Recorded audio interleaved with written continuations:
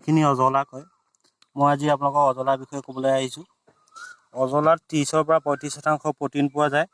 অজলাত আপোনালোকে অজলা খুৱাই হাঁহ, লোকেল মুৰ্গী, কয়লাৰ, ব্ৰইলাৰ, গাহৰি, গৰু, ছাগলী, ম'হ, টাৰ্কি, জেনিউফল এইখিনি খুৱাই আপোনালোকে দানাৰ খৰচ 50ৰ পৰা 60% কম কৰিব পৰা যায়, যিহেতু ইয়াক গ্ৰীণ ফিড বুলি কোৱা হয়। অজলাটো পানীত হয়। আপোনালোকে পানী টেংকি বা এনেকৈ পাল দি বেড বনায়ো কৰিব পাৰে। মই যিহেতু টেংকি কৰা নাই, মই বেডত কৰি মই যথেষ্ট ভাল ফলাফল পাইছোঁ। মোৰ প্ৰতিদিনে 20ৰ পৰা 25 কেজি অজলা প্ৰস্তুত হৈ আছে। মই খুৱাই আছোঁ কয়লাৰক আৰু লোকেল মুৰ্গীক। আপোনালোকে যদি ইয়াৰ গুটি বা অজলা লাগে মোৰ পৰা কিনি আপোনালোকেও কৰিব পাৰিব। মই ডিছক্ৰিপশ্যনত ইয়াৰ ফোন নাম্বাৰ দিম, আপোনালোকে কল কৰিব। মই অসমৰ সকলো ঠাইলৈকে অজলা পঠিয়াব পৰা হ'ব। ইয়াৰ বেনিফিট বহুত আছে আৰু একদম কমটি খৰচত আপোনালোকে এইটো প্ৰস্তুত কৰিব পাৰে।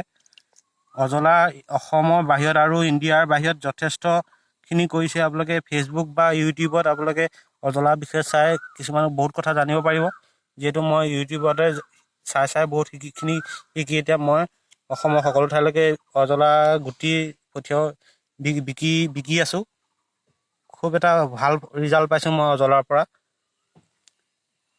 আপোনালোকে এনেকুৱা পাল কিনি আনি বেডত বনাই অজলা প্ৰস্তুত কৰিব পাৰে।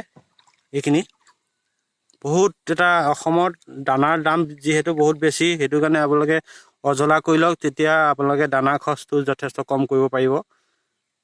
ফাৰ্মাৰসকলৰ কাৰণে এইটো বহুত এটা লাভজনক খেতি। যিখিনি ধান খেতিটো দিয়া হয়, ইয়াৰ গোবৰ আৰু মাটি চুপাৰ SSP দি পেলাই কৰা হয়।